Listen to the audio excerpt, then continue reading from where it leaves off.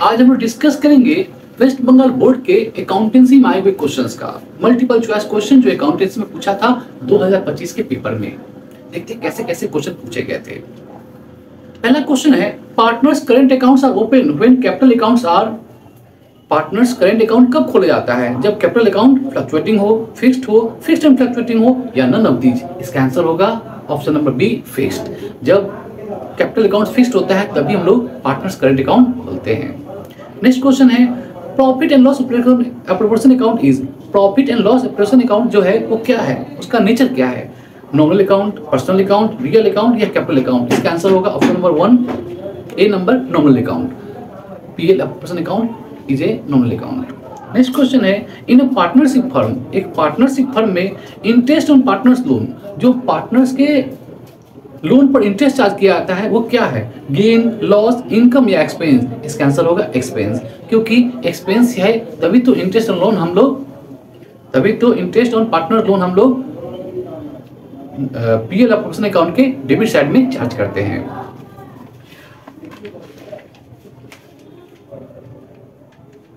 Next question है, average profit is 15,000। Average profit जो है वो 15,000 है। The value of goodwill based on 2 years purchase of super profit is 18,000।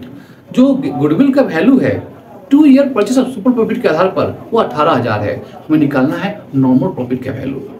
हम लोग जानते हैं गुडविल इक्वल टू, यहाँ पर जैसे होगा goodwill equal to 2 into SP। क्यों? कि बोला है क्वेश्चन में गुडविल जो है वो सुपर प्रॉफिट का दुगुना है।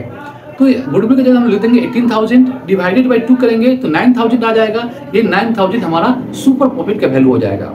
इस सुपर वैल्यू को हम लोग इक्वेशन में डालेंगे। सुपर प्रॉफिट इक्वल टू होता है average profit minus normal profit. इस क्वेश्चन में एवरेज प्रॉफिट दे दिया है, तो सुपर प्रॉफिट, एवरेज प्रॉफिट और नॉर्मल प्रॉफिट के इक्वेशन को सॉल्व करके हम लोग लिख देंगे। जैसे सुपर प्रॉफिट नीचे लिख देंगे हम लोग 9,000 इक्वल टू एवरेज प्रॉफिट लिख देंगे हम लोग 15,000 और माइनस नॉर्मल प्रॉफिट। फिर इक्वेशन सॉल्व करेंगे तो वैल्यू आएगा 6,000। ये 6,000 है वैल्यू ऑफ नॉर्मल प्रॉफिट। बहुत आसान क्वेश्चन था, ऑप्शन नंबर ए सही है।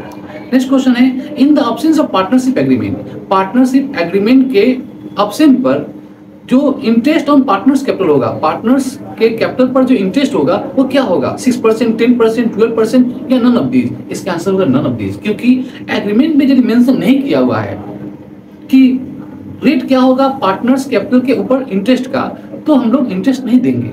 इसलिए आंसर होगा none of these. Option number D सही है।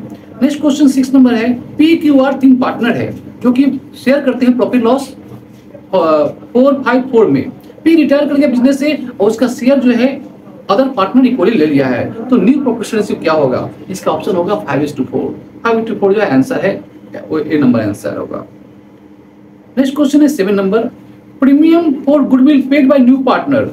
जो गुडविल प्रीमियम फॉर गुडविल जो नया पार्टनर लाया है वो ओल्ड पार्टनर को प्राइवेटली दिया जाएगा। और कैसे क्रेडिट होगा, कहाँ क्रेडिट होगा?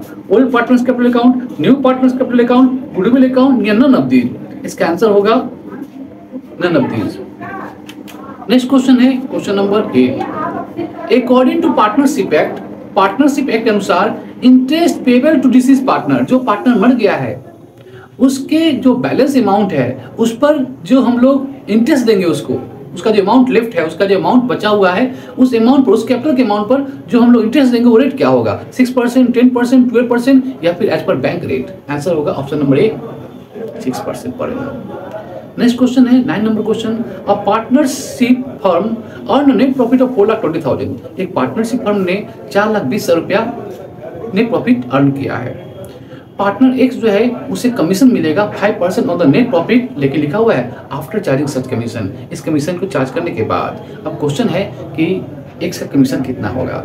देखिए यहाँ क्वेश्चन लिखा है आफ्टर चार्जिंग सच कमीशन, इसलिए हम लोग नेट प्रॉफिट 4,20,000 लिख लेंगे, इंटू करेंगे, ऊपर लिखेंगे 5, नीचे लिखेंगे 105, 5/105, क्योंकि यहाँ लिखा हुआ है आफ्टर चार्जिंग सच कमीशन। तो बिफोर चार्जिंग सच कमीशन लिखा होता तो 5/100 होता, इसलिए इसका आंसर होगा 4,20,000 इंटू 5/105। वैल्यू कैलकुलेट करेंगे तो आएगा वैल्यू 20,000। तो कैलकुलेटेड वैल्यू जो है 20,000 आंसर है, ऑप्शन नंबर सी आंसर होगा। नेक्स्ट क्वेश्चन है, if the profit of the last 4 year, 4 साल का प्रॉफिट का डेटा दिया हुआ है 80,000, 50,000, 25,000, 35,000। तीसरा साल जो है लॉस हुआ है 25,000 का। हमें निकालना है value of goodwill 2 years of average profit. तो सबसे पहले क्या करेंगे हम लोग, जो 4 साल का प्रॉफिट लॉस है उसको एनालाइज कर लेंगे। तो 80,000 प्लस 50,000 माइनस 25,000 क्योंकि लॉस है, फिर प्लस 35,000 क्योंकि चौथा ईयर भी प्रॉफिट हुआ है। कैलकुलेट करेंगे, जोड़ेंगे तो वैल्यू आएगा 1,40,000। इसको हम लोग 4 से डिवाइड कर देंगे क्योंकि एवरेज प्रॉफिट निकल जाएगा। तो जब 4 से डिवाइड करेंगे तो वैल्यू आएगा 35,000। ये 35,000 हो गया हमारा एवरेज प्रॉफिट। इस एवरेज प्रॉफिट को 2 से मल्टीप्लाई करेंगे क्योंकि यहाँ पर क्वेश्चन बोला है 2 years एवरेज प्रॉफिट जो गुडविल होगा। तो 35,000 को हम लोग 2 से डिवाइड करेंगे तो वैल्यू होगा 70,000। ये 70,000 हमारा होगा goodwill according to average profit method. Next question है 11 number question, 11 number question, the minimum number of members in public company. एक पब्लिक कंपनी में मिनिमम नंबर सदस्यों की, मेंबर्स की कितनी होती है? 2, 5, 7 या 10? आंसर होगा 7। ऑप्शन नंबर सी सही है, 7 होगा। 7 is the minimum number of members in a public company. Next question है, फिर जब the following not part of capital structure of company. एक कंपनी के जो कैपिटल स्ट्रक्चर होता है उसका कौन सा पार्ट नहीं है? Share capital, debt capital, general reserve या वर्किंग कैपिटल? आंसर होगा option number D, working capital. Working capital किसी कंपनी के कैपिटल स्ट्रक्चर का पार्ट नहीं होती है, जबकि शेयर कैपिटल, डेट कैपिटल और जनरल रिजर्व होती है। इसलिए इसका आंसर होगा option number D, working capital. Next question है, the minimum subscription of public company should be. जो मिनिमम सब्सक्रिप्शन होना चाहिए एक पब्लिक लिमिटेड कंपनी का वो कितना होना चाहिए? 90% of issued capital, 50% of issued capital, 25% of issued capital या फिर 10% ऑफ इशूड कैपिटल? इसका आंसर होगा option number A, 90% of issued capital. Next question है question number 14, profit on reissue of forfeited shares. जो रीइश्यू करते हैं हम लोग प्रॉफिटेड शेयर को, उस पर जो हमें प्रॉफिट होता है वो कहाँ ट्रांसफर होता है? शेयर कैपिटल में, कैपिटल रिजर्व अकाउंट में, शेयर प्रॉफिटेड अकाउंट में या फिर सिक्योरिटी प्रीमियम अकाउंट में? इसका आंसर होगा option number B, capital reserve account में।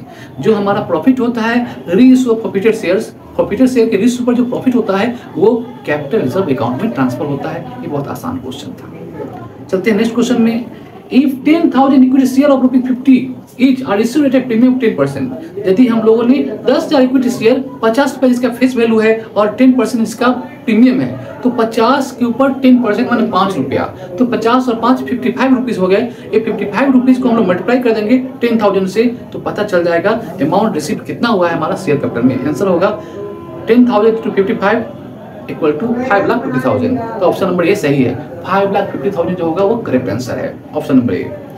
नेक्स्ट क्वेश्चन है question number 16, according to company act 2013 के कंपनी एक्ट के अनुसार इंटरेस्ट जो है कॉस्ट सिनेरियो पर कितना चार्ज किया जाता है? What is the rate of interest charge on cost scenario according to the company act 2013? The options are 15%, 12%, 10% या 6%? आंसर होगा इस क्वेश्चन का 10% पर एनम। ऑप्शन नंबर सी सही है, 10% चार्ज की जाती है on the cost scenario amount, company charge करती है। क्वेश्चन नंबर 17 है, Which of the following not a feature of joint stock company? इन चारों ऑप्शन में से ज्वाइंट स्टॉक कंपनी का फीचर कौन नहीं है? ये क्वेश्चन इनकरेक्ट है, ऑप्शन इनकरेक्ट है।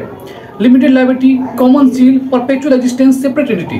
लिमिटेड लायबिलिटी मतलब पार्टनर्स के, कंपनी के जो मेंबर्स होते हैं उनका लायबिलिटी लिमिटेड होता है, सही बात है। पार्टनर्स कंपनी के जो मेंबर्स होते हैं उनका लायबिलिटी शेयर होल्डर का लिमिटेड होता है। Common seal, yes common seal use किया जाता है कंपनी के नाम पर।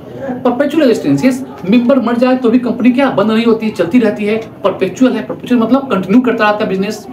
सेपरेट एंटिटी, यस मेंबर्स अलग होते हैं, कंपनी के मेंबर्स शेयर होल्डर अलग होते हैं और कंपनी का अस्तित्व अलग होता है। अर्थात ये चारों के चारों ऑप्शन सही है, इसलिए ये क्वेश्चन कंफ्यूजन वाला क्वेश्चन है, रॉन्ग क्वेश्चन है। क्वेश्चन नंबर 18 है, प्रीमियम इश्यू ऑफ डिवेंचर। जो इश्यू ऑफ डिवेंचर पर प्रीमियम चार्ज किया जाता है वो कंपनी का क्या होता है? एसेट, इनकम, एक्सपेंस या लायबिलिटी? आंसर होगा लायबिलिटी, ये एक लायबिलिटी होता है। Premium charge on issue of debenture company के लिए एक लायबिलिटी है। नेक्स्ट क्वेश्चन है question number 19, which is the following tool of financial statement analysis. नीचे जो दिया गया है उसमें से कौन सा फाइनेंशियल स्टेटमेंट का टूल है, एक उपकरण है? Cash book, trial balance, trend analysis या ऑल ऑफ दीज? इसका आंसर होगा option number C, trend analysis. Trend analysis जो होती है एक फाइनेंशियल स्टेटमेंट का एनालिसिस का टूल होता है।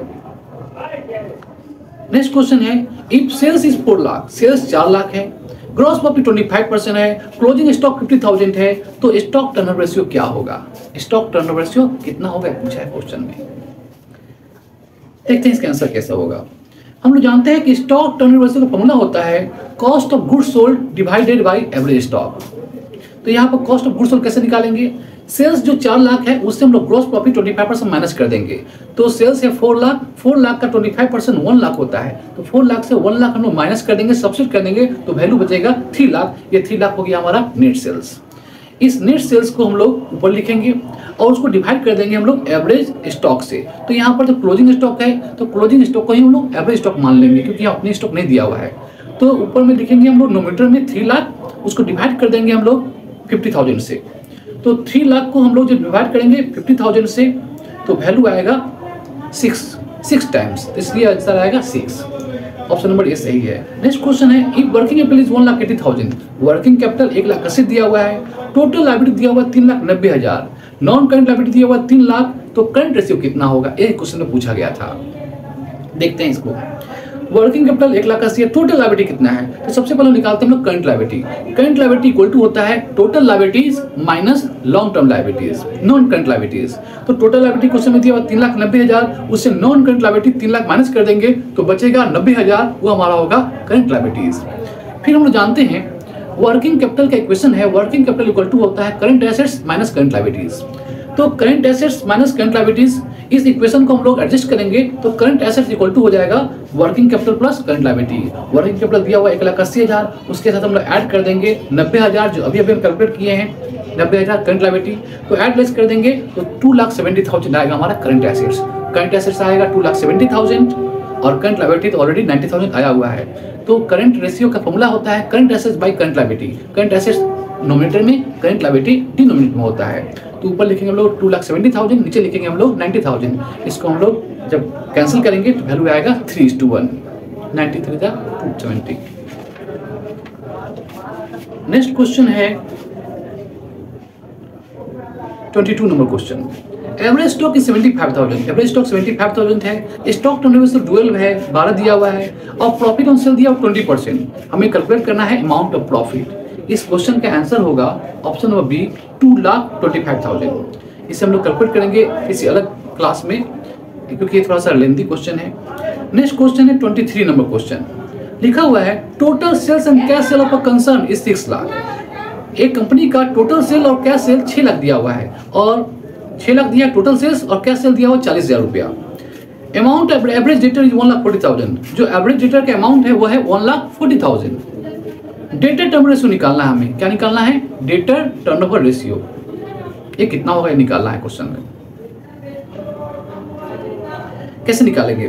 तो हम लोग जानते हैं डेटर टर्नओवर रेशियो का फॉर्मूला होता है credit sales divide by average debtor. Credit sale कैसे निकालेंगे? तो टोटल सेल्स 6 लाख से कैश से 40,000 माइनस कर देंगे तो आएगा 5,60,000। ये 5,60,000 हमारा हो गया क्रेडिट सेल्स। इस क्रेडिट सेल को नीचे से डिवाइड कर देंगे हम लोग एवरेज डेटर जो लिखा हुआ है 1,40,000। तो 5,60,000 को हम लोग जब डिवाइड करेंगे 1,40,000 से तो वैल्यू आएगा 4 टाइम्स होगा, आंसर होगा डेटर टर्नओवर रेशियो का आंसर होगा 4 टाइम्स। ऑप्शन नंबर सी सही है। लास्ट क्वेश्चन देखते हैं। लिखा हुआ अंडर विच एक्टिविटी, किस एक्टिविटी के अंदर डिविडेंड पे 2 लाख, डिविडेंड जो पेमेंट किया गया 2 लाख, वो अकाउंटिंग स्टैंडर्ड 3 के अनुसार कौन सा एक्टिविटी कहलाएगा? Operating activity, investing activity, financing activity या नन ऑफ दीज? इस क्वेश्चन का आंसर होगा option number C financial activity. तो ये था मल्टीपल चॉइस क्वेश्चन जो एचएस में आया हुआ क्वेश्चन था वेस्ट बंगाल बोर्ड के 2025 में। ऐसे ही एजुकेशनल वीडियो हम बनाते रहते हैं। आपको कॉस्टिंग का, टैक्सेशन का, ऑडिट का, लॉ का, सारा का पेपर हम लोग ऐसे डिस्कस करेंगे, बिजनेस स्टडी का। हमारे इस चैनल के साथ जुड़े रहे ताकि ऐसे ही एजुकेशनल वीडियो हम लोग लाते रहें। तब तक के लिए धन्यवाद, थैंक यू।